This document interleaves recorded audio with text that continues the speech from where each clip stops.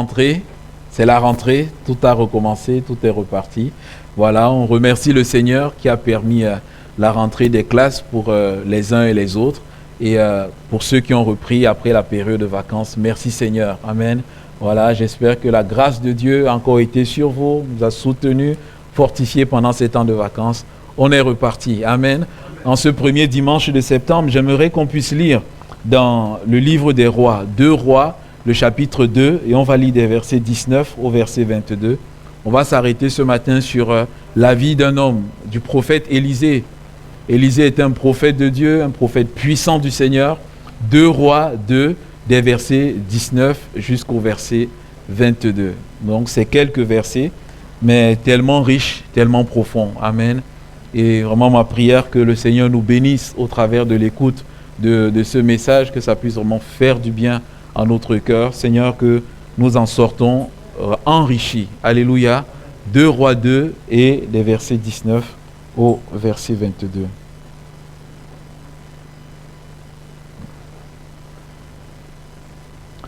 Les gens de la ville dirent à Élisée, « Voici, le séjour de la ville est bon, comme le voit mon Seigneur, mais les eaux sont mauvaises, et le pays est stérile. » Il dit, « Apportez-moi un plat neuf et mettez-y du sel. » Et ils le lui apportèrent.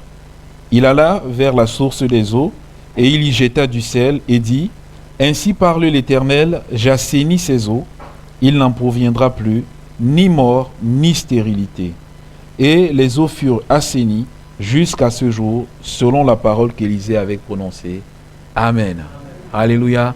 Les eaux furent assainies, l'Éternel, le Dieu des miracles. Amen. Et en ce premier dimanche du mois de septembre, j'aimerais qu'on puisse arrêter sur ce Dieu des miracles. Alléluia. Le Seigneur qui veut intervenir dans chacune de nos vies. Ici, le prophète Élisée, il prend la suite d'un autre grand prophète, le prophète Élie. Élie avait été enlevé dans le ciel d'une façon miraculeuse. Alléluia. Et voilà que Élisée est investi d'une grande tâche, c'est de continuer d'être le prophète de Dieu pour le peuple de Dieu. Alors, le prophète Élisée, il a déjà fait un miracle. Pour ceux qui ont lu la vie du prophète Élisée, on sait que Élisée a pris le manteau de Élie et il a frappé au sol et les eaux se sont ouvertes. Alléluia. Mais ici, ça c'est le premier miracle de Élisée concernant le début de son ministère. Élisée va débuter son ministère et il va faire ce premier miracle. Alléluia. Le second, mais le premier pour le début de son ministère. Et au travers de ce miracle, le Seigneur veut envoyer un message fort. Il va envoyer un message fort non seulement à Élisée, mais il va aussi envoyer un message fort à tout le peuple sur lequel Élisée sera serviteur. Il va envoyer le message et de dire, je suis le Dieu qui assainit les eaux. Alléluia. Je suis le Dieu qui me lève contre la mort. Je suis le Dieu qui me lève contre la stérilité. Alléluia. Stérilité notamment non seulement physique, mais bien plus d'ordre spirituel. Amen. Quand il envoie ce message, il dit, je suis le Dieu de la transformation. Amen. On voit ces eaux qui étaient mauvaises au début, mais Élisée, il a transformé ses eaux. Je suis le Dieu de la transformation. Je suis celui qui rend saint ce qui est souillé. Je suis puissant au-dessus de tout. Je suis le Dieu qui veut apporter les fruits. Amen. Cette eau était mauvaise, il n'y avait pas de fruits, mais le Seigneur a intervenu et il a changé toutes choses. Il a fait en sorte qu'il puisse avoir les fruits. Je veux que ces fruits demeurent. Je veux qu'il y ait de la vie en abondance. Et bien aimé, je crois que ce message aussi, le Seigneur l'envoyait au peuple à ce moment-là, mais le Seigneur nous l'envoie également aujourd'hui. Alléluia. En ce début d'année, le Seigneur, il nous dit, il est celui qui est pour la transformation. Amen. Seigneur, cette année va commencer. Viens transformer mon cœur. Viens, donne-moi de porter du fruit. Viens faire en sorte que toute trace de stérilité spirituelle et consort, tout ce qui est sec, tout ce qui est mort, puisse reprendre vie au nom de Jésus. Alléluia. Seigneur, non seulement au début de cette année, mais tout au long de cette année qui va s'écouler. Le frère disait dans sa prière de foi, nous trébuchons, nous branchons d'une manière ou d'une autre, mais Seigneur, on veut te dire, toi tu es le Dieu de la transformation. Interviens dans nos vies dans le nom de Jésus. Amen. Quand on s'arrête sur le contexte un tout petit peu ici, Jéricho, c'était une belle ville. Jéricho, c'était une ville où il y avait des palmiers, où c'était luxurieux, où il y avait beaucoup d'arbres, il y avait des figuiers qui étaient là, il y avait plusieurs arbustes aromatiques qui dégageaient une odeur, une belle odeur. Et tous les voyageurs étaient unanimes sur un fait, c'est que quand on allait à Jéricho, on était bien. Mais voilà qu'à Jéricho, il y a un souci. Les eaux de Jéricho sont mauvaises. Et ici, là, il dit, à cause de ces eaux, il y a la mort et il y a la stérilité. Et je me suis arrêté sur ce mot stérilité. Et ce mot stérilité, ça m'a frappé. Ce mot fait allusion à fausse couche. Ce mot fait allusion à avortement. Ce mot fait allusion à privation. Ce mot fait allusion à mort prématurée, mort subite. Ce mot fait allusion à mort avant d'atteindre la maturité. Et ici, les gens de la ville, ils savent que Élisée, c'est un homme de Dieu. Élisée a l'esprit de Dieu sur lui. Ces gens, ils viennent, ils voient Élisée, ils disent, mais Élisée fait quelque chose. Parce que dans la ville, lorsque cette eau s'écoule, lorsque cette eau, on utilise cette eau pour le sol ne produit pas les fruits. Et même quand les fruits commencent à grandir, les fruits n'arrivent pas à maturité et ensuite ils meurent. Lorsque les bêtes boivent cela, les bêtes n'arrivent pas à aller à terme. Soit il y a des fausses couches, soit le fruit des entrailles des bêtes décède. Même les hommes qui boivent cela, il y a des soucis. Il dit, Élisée, fais quelque chose. Alléluia. Quand on lit dans la version anglaise dit, ces hommes sont venus supplier, prier Élisée, que Élisée puisse faire quelque chose. Et quand je regarde cela, je me dis, Seigneur, c'est un peu notre monde. Des fois, il y a certaines choses qui, en apparence, sont belles, sont magnifiques, mais la source est polluée. Des fois, il y a clairement des choses qui sont simplement mauvaises, qui sont là.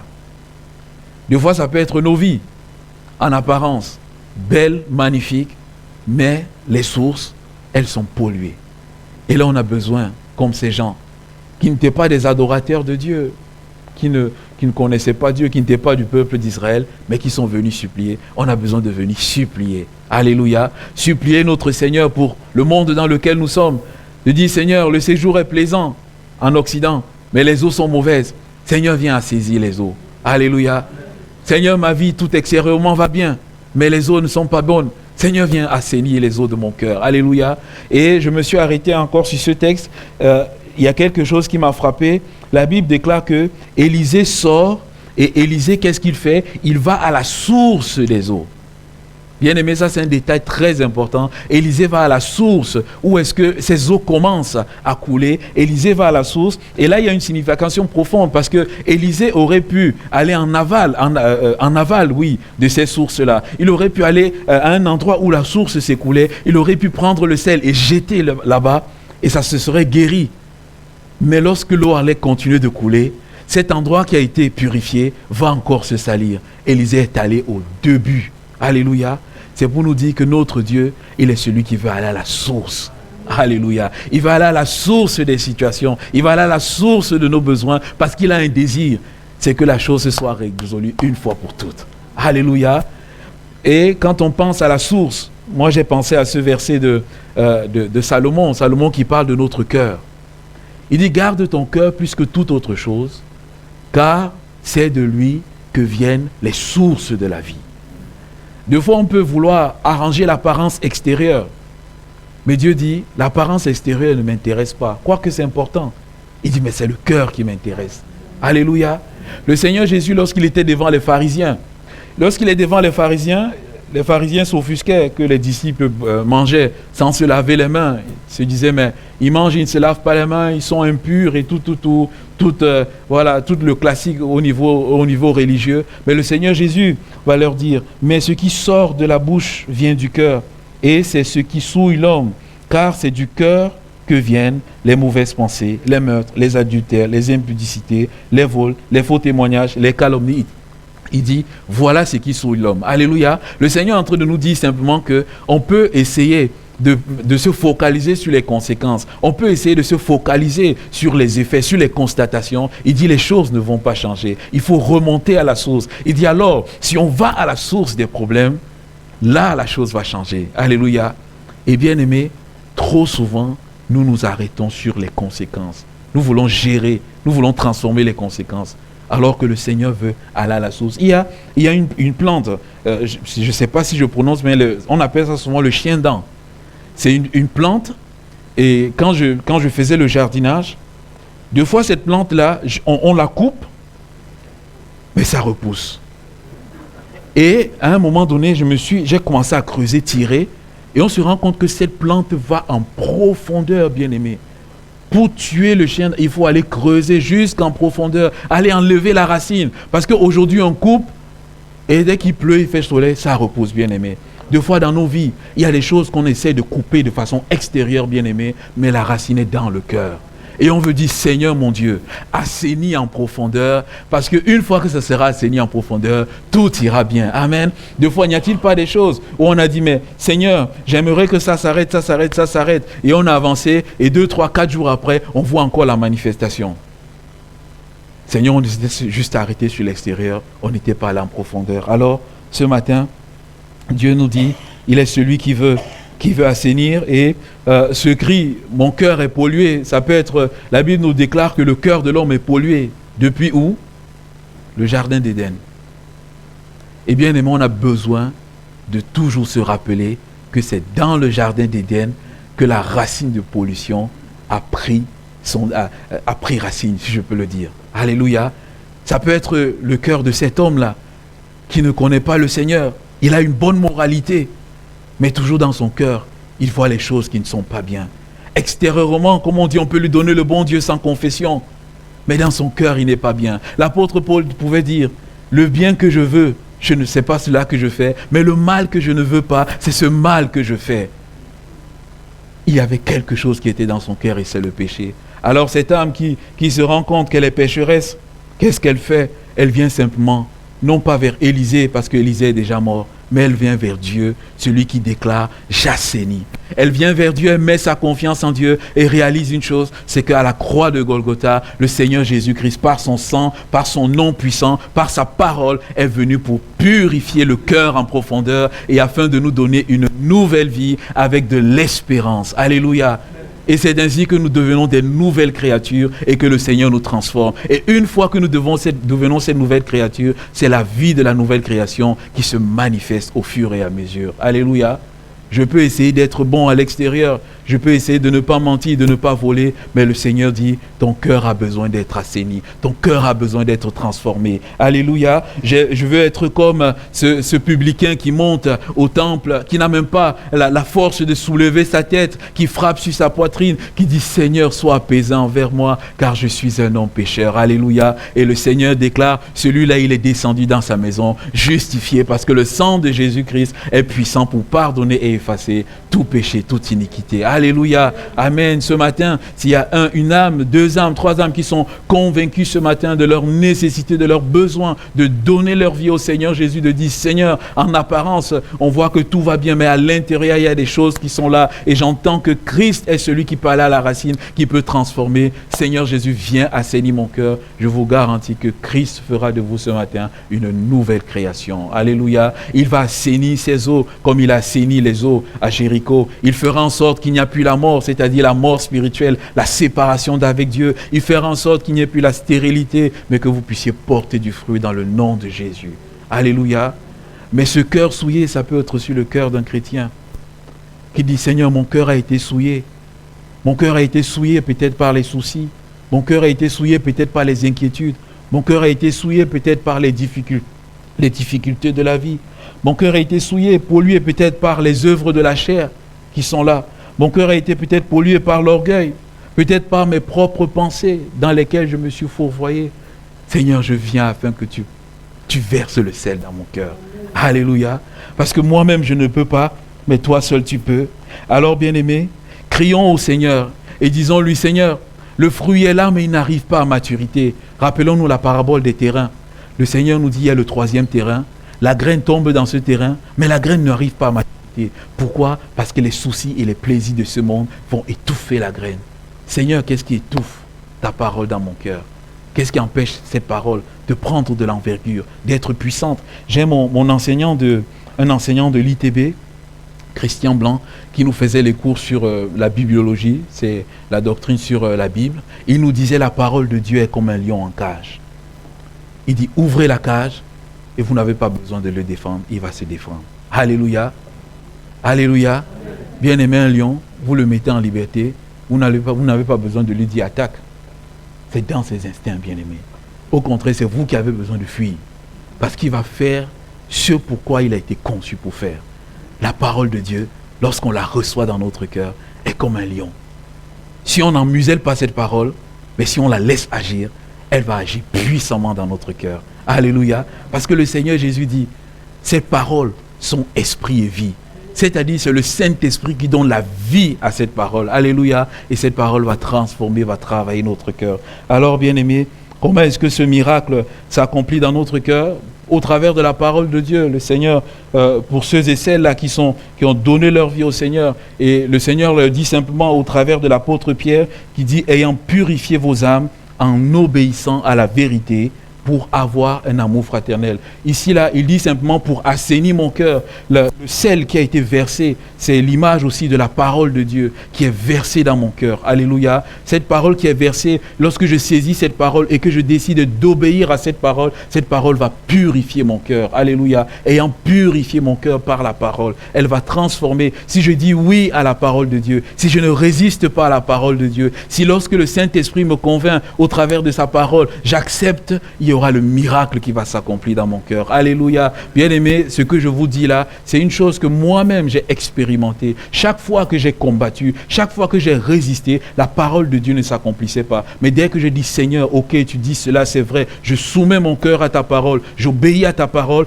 bien-aimé, je n'ai pas eu besoin de faire trop d'efforts. La parole de Dieu a commencé à agir. Et le Seigneur simplement dit, puisque tu connais cette parole, puisque tu connais cette révélation, maintenant qu'est-ce que tu fais? Proclame cette révélation, applique cette révélation en permanence, parce que des fois l'assainissement vient tout d'un coup, mais des fois l'assainissement est progressif, et c'est là qu'il y a la victoire. Alléluia. Bien-aimés, obéissons à la parole, obéissons à la vérité, disons Seigneur, je ne veux pas discuter avec ta parole. Des fois nous, l'être humain, on a souvent un refrain, oui mais, oui mais, oui mais, oui mais Seigneur, il y a eu ça, oui mais, je dis Seigneur, non pas oui mais Seigneur, oui tout simplement. Alléluia. Et Dieu va intervenir lorsque deux fois, on utilise cette parole pour les jeunes. Comment le jeune homme rendra-t-il pur son sentier? Comment le jeune homme rendra-t-il pur les eaux de son cœur? On utilise souvent ça pour le jeune homme. Mais je me dis, c'est vrai que le jeune homme a besoin de ça. Pourquoi? Parce que bon, le jeune homme, c'est celui qui est le plus tenté. Les tentations de la jeunesse. Les jeunes sont beaucoup tentés. Les jeunes, les enfants, on est beaucoup tentés par tout ce qu'on voit, par les copains, les copines à l'école. Les copains, les copines, ils font ça, ils font ça, ils font ça. Mais pourquoi moi je ne peux pas faire ça? Tout ça. Il y a les tentations, bien-aimés. Pourquoi nous on est différents? Il y a les tentations. Il y a les résistances qui sont là. Le jeune homme, il a des difficultés, il y a des tentations. L'apôtre Paul même disait à Timothée, fuis les passions de la jeunesse. Il y a des passions qui sont là. Le jeune homme, il est là, il est tenté. Et c'est un tiraillement dans le cœur. Les jeunes qui sont là, très certainement, ce sont les tiraillements qui sont dans votre cœur. Ça a été aussi dans mon cœur. Ça a été ici dans le cœur de vos parents. Ça a été aussi dans le cœur des cheveux blancs qui sont ici ce matin. Alléluia. Si je pose la question à notre frère, il nous dira. Si je pose la question à notre sœur, il nous dira, ça a été les tentations dans notre cœur. Mais lorsqu'on a fait le choix de dire, c'est vrai, on a les tiraillements, les copains et les copines font ça, les collègues et les collègues filles font ça. Mais Seigneur, qu'est-ce que je veux faire? Je vais décider de m'attacher à ta parole. Seigneur, peut-être sur le début, ta parole ne me procure pas la joie qu'ils ont extérieurement. Mais Seigneur, dans la durée, ta parole procurer une joie infiniment plus grande que ce qu'ils ont. Alléluia. Bien-aimés deux fois, les jeunes qu'on a ici, allez, merci Seigneur, les jeunes sont avec nous ce matin. Les jeunes, deux fois, obéir à la parole de Dieu, vous avez l'impression, oh là là, c'est rébarbatif. Oh, papa me gêne, maman m'embête, à la parole de Dieu, lis la parole de Dieu. Deux fois, ça allait d'être lourd. Mais quand vous décidez d'obéir à la parole de Dieu, Dieu va honorer sa parole dans votre vie et Dieu va vous amener les jeunes dans une dimension que vous n'avez jamais imaginée. Dieu va vous donner un bonheur, un trésor que vous n'avez jamais imaginé. Deux fois, le Seigneur va vous dire, mais regardez, tu voulais cette chose-là, mais moi je te donne ça qui est infiniment plus grand. Deux fois, lorsque le Seigneur va commencer à travailler dans votre cœur, le Seigneur va simplement vous dire, jeune homme, jeune fille, que mais en fin de compte, tu n'avais pas besoin de cela, parce que cette chose que tu désirais là, ça allait te faire perdre le temps, ça allait t'éloigner de moi, ça allait t'empêcher de grandir avec moi, ça allait t'empêcher d'avoir les révélations avec moi. Si j'ai permis que tu n'aies pas ces choses-là, c'est parce que je voulais que tu sois un peu plus proche de moi et que je te révèle mon cœur. Alléluia. Amen. Ah, les jeunes, soyez comme Samuel. Samuel était dans le temple. La Bible nous dit que les enfants de Élie, ils faisaient des choses voilà, qui n'étaient pas bien. Mais Samuel était là, il servait le Seigneur. Oh, Samuel pouvait dire, oh Seigneur, je suis en train de brûler ma vie. Les autres jeunes, ils sont là-bas, ils sont en train de faire, ils s'amusent. Peut-être, à cette époque-là, je ne sais pas s'il y avait le ballon, mais des fois, ils sont en train de taper le ballon, ils sont en train de... Et moi, je suis ici dans le temple, j'ouvre les portes du temple, je fais les sacrifices, je marche derrière Élie, ce vieillard qui est là, il ne suit même pas Dieu. Regarde ses enfants. Ah, Seigneur, je suis là. Seigneur, je suis là. Mais regarde, je suis en train de brûler ma jeunesse. Seigneur, j'ai 12 ans, j'ai 13 ans. Ah, je pouvais prendre Twitch, je pouvais prendre Fortnite, je pouvais jouer. Seigneur, je suis en train de me griller. Mais qu'est-ce que je fais ici? Oh, Seigneur. Mais quand on lit 1 Samuel 3, bien-aimé, la Bible nous dit, la parole de Dieu était rare en ce temps-là. Mais quand cette parole de Dieu était rare en ce temps-là, Dieu s'est levé dans la nuit pour venir parler à un jeune homme de 12 et 13 ans. Mais ce jeune homme ne connaissait pas encore Dieu. Samuel, il se lève, il va vers Élie. Il avait développé l'obéissance. Même si Élie ne marchait pas encore dans les voies de Dieu. Parce que des fois, les jeunes, on peut dire, ah, mais lui, il ne marche pas. Il nous dit, suis Dieu, mais lui, il ne marche pas avec Dieu. Non, nous, on va abandonner Dieu. Parce que lui, ça ne nous excuse pas. Il faut que les aînés aient un bon témoignage. Mais quand bien même les aînés n'ont pas ce bon témoignage, jeune homme, jeune fille, attache-toi à Dieu. Amen. Alléluia, attache-toi à Dieu. Et qu'est-ce qui s'est passé avec Samuel? À la 3e fois, il a reçu la clé. Élie lui dit, lorsqu'il t'appellera la prochaine fois, voici le code, parle, ton serviteur écoute. Alléluia. Ah, il a changé de catégorie. Amen. Alléluia. Les jeunes, des fois on parle de changer de catégorie. Jésus m'a fait passer d'une autre dimension. Des fois, c'est les mots. Jésus, il a fait changer. Lui qui était serviteur de Élie, il va entrer dans la catégorie de serviteur de Dieu. Alléluia. Mais parce qu'il a été patient, parce qu'il a résisté, parce qu'il a accepté cette chose-là qui était une contrariété pour le moment, le Seigneur a commencé à lui parler. Et les jeunes, quand le Seigneur lui a parlé, il lui a donné un message qui n'était pas facile. Il dit, va annoncer le jugement sur la famille d'Élie. Oh là là, Seigneur. Les jeunes, simplement cette parenthèse pour vous dire, Dieu également, il peut vous utiliser. Dieu également, il peut se servir de vous.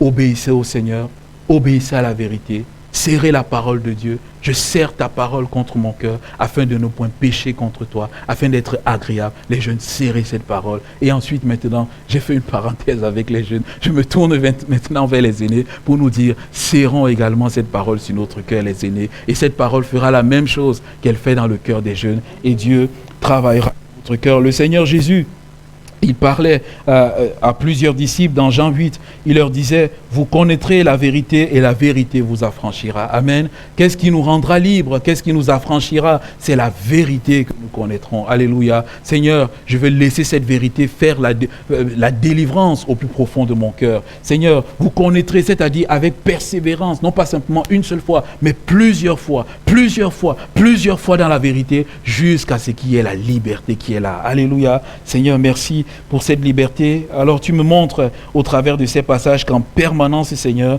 tu veux assainir mon esprit. Alors assainis mon esprit, assainis mes pensées, assainis mon âme. Alléluia. Pendant la période du Covid, on a parlé plusieurs fois d'assainir, de désinfecter. En permanence, il fallait désinfecter. Le gel hydroalcoolique, tout. Mais cela a aussi une portée spirituelle où le Seigneur nous dit, désinfectons tous les jours. Alléluia. Tous les jours, désinfectons tous les jours, parce que tous les jours que nous marchons, il y a des choses qui veulent souiller nos sources. Désinfectons tous les jours par la parole de Dieu, la communion. C'est ce que Dieu veut faire en nous. Mais quand on voit la vie d'Élisée, Dieu dit, c'est aussi ce qu'il veut faire par nous. Alléluia. Parce que Élisée était un homme de Dieu. Élisée était là à ce moment-là, et ils ont vu son témoignage et ils sont venus vers lui. Et Dieu veut se servir de vous et moi, bien-aimés, afin que nous puissions amener l'assainissement dans la vie de ceux qui sont autour de nous. Afin que là où nous partons, Seigneur, que nous mettons la paix, que nous mettons la joie. Seigneur, que s'il y a la haine, qu'il y a les difficultés, les disputes et tout, Seigneur, que là où il y a toutes ces choses-là, que nous puissions être ces agents qui vont enlever cela. Alléluia. Regardez, Élisée, qu'est-ce qu'il a fait? Il s'est servi d'un plat neuf. Et je me suis dit, mais le plat neuf, c'est quoi? Entre les mains d'Élisée. Le plat neuf, c'est l'enfant de Dieu qui est né de nouveau. Alléluia. Le plat neuf, c'est l'enfant de Dieu qui est né de nouveau. Et la Bible dit, il a mis le sel dans le plat neuf. Le plat neuf, c'est l'enfant de Dieu qui est rempli de sel. Amen. Et c'est le Seigneur Jésus qui dit dans Marc 9, 51, « Ayez du sel en vous-même et soyez en paix les uns avec les autres. » Il dit, alors que nous aurons ce sel en nous-mêmes, qu'est-ce qu'on va faire? Là où les eaux sont souillées par les querelles, les rancunes et tout cela, on va déverser la paix. On va déverser la joie, on va déverser la présence de Dieu, on va déverser l'amour de Dieu, que ce soit à l'école, que ce soit dans nos entreprises, que ce soit dans nos quartiers, partout on va le faire. C'est un défi et on a besoin de dire, Seigneur, que je sois toujours à la hauteur pour répandre cela. Amen. Et bien aimé, en tant qu'enfants de Dieu, nous devons vraiment être de ceux-là qui répandent l'odeur de Christ, qui bénissent. On va apporter la vie, on va apporter l'espérance du Seigneur. Amen. On veut faire en sorte que ceux-là qui sont découragés, ceux-là qui sont abattus, on veut être comme l'apôtre Paul qui dit, ne te fais pas du mal, nous sommes ici. Ou encore un cri, ne te fais pas du mal, il y a encore un espoir, il y a encore de l'espérance. N'y va pas jusqu'à ce niveau, il y a encore une issue de sortie. Alléluia. Soyons de ceux-là, nous sommes ce plat-là entre les mains, non pas d'Élisée, mais entre les mains de Dieu. Alléluia. Seigneur, sers-toi de nous. Nous sommes de simples instruments entre tes mains. Et j'ai pensé, comme aux instruments du chirurgien, notre sœur nous a parlé de son passage à l'hôpital, et nous sommes entre les mains de Dieu comme les instruments du chirurgien. Le chirurgien, quand il se sert de nous, il sait comment il se sert de ces instruments. Alléluia. Dieu est un grand chirurgien. Nous sommes ces bistouris, ces instruments entre ses mains. Seigneur, sers-toi de nous pour faire du bien à ceux qui sont là, tout autour de nous. Alléluia. Seigneur, que ton nom soit béni. Et je vais continuer sur cette pensée. Il dit, les eaux furent assainies jusqu'à ce jour, selon la parole que Élisée avait prononcée. Bien-aimé, Dieu est celui qui prononce cette parole. Et vraiment, je vais encore le dire. Lorsque Dieu dit quelque chose, bien-aimé, Dieu s'évertue à l'accomplir. Amen. Et il a prononcé et les eaux furent assainies. C'est de dire que la purification du Seigneur, ce n'est pas quelque chose d'un seul instant, mais c'est quelque chose de tous les instants. Amen. Dieu ne veut pas simplement purifier aujourd'hui, demain, après-demain, mais Dieu veut purifier en permanence, tout le temps. Il veut assainir jusqu'à ce que nous entrons dans la patrie céleste. Alléluia. Jusqu'à ce que nous aurons poussé notre dernier souffle. Dieu va dire, l'œuvre d'assainissement est terminée. Tu es rentré dans le statut d'assainissement permanent, c'est-à-dire dans la sainteté. Alléluia. Alors, bien-aimés, saisissons sur notre cœur la même espérance que l'apôtre Paul, qui pouvait dire, je suis persuadé que celui qui a commencé en vous cette bonne œuvre, la rendra parfaite pour le jour de Jésus-Christ. Saisissons aussi dans notre cœur pour dire, je suis persuadé que le Dieu qui a commencé cette œuvre d'assainissement dans mon cœur, au travers de moi, la rendra parfaite jusqu'à ce que j'entre dans la présence de Jésus-Christ. Alléluia. Ne baissons pas les bras, ne soyons pas découragés, mais disons, Seigneur, me voici, transforme-moi et transforme ceux qui sont au dehors. Alléluia. Que Dieu soit béni. On va prier ce matin.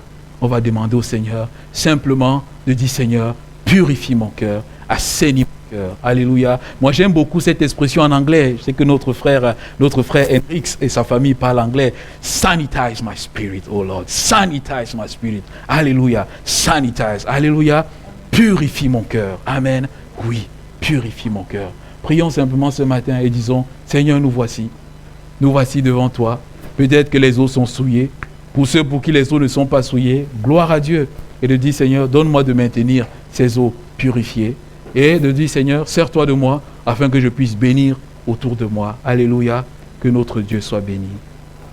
Seigneur notre Dieu, merci encore pour cette matinée. Merci parce que en cette nouvelle année académique, tu es le Dieu qui veut faire le miracle. Seigneur, ce que Élisée a fait, c'est un miracle. Nous ne pouvons pas le faire par nos propres forces. Alors nous voulons te dire, fais encore le miracle dans nos vies. Seigneur, tu as fait ce miracle dans la vie de notre sœur Christiane. Seigneur, ce matin, tu veux faire le miracle de la purification, de la transformation. Bénis chacun de nous, Seigneur, si ce matin, il y a une âme qui est là, Seigneur, qui a comme des eaux, Seigneur éternel, qui sont souillées. Seigneur, alors qu'elle met sa foi dans la parole de Christ, je prie, Seigneur éternel, afin que ta purification soit effective et totale dans le nom de Jésus-Christ. Seigneur, viens, permets que cette parole soit gravée dans notre cœur pour aujourd'hui, pour demain, pour après-demain. Seigneur, alors que nous serons dans une situation particulière, je prie que le Saint-Esprit puisse nous rappeler ces quelques mots afin que nous puissions être renouvelés, restaurés et que nous puissions aller de l'avant et faire du bien autour de nous. Notre Dieu, notre Père, sois béni encore encore ce matin. Merci parce que tu prends soin de nous. Merci parce que tu nous aimes.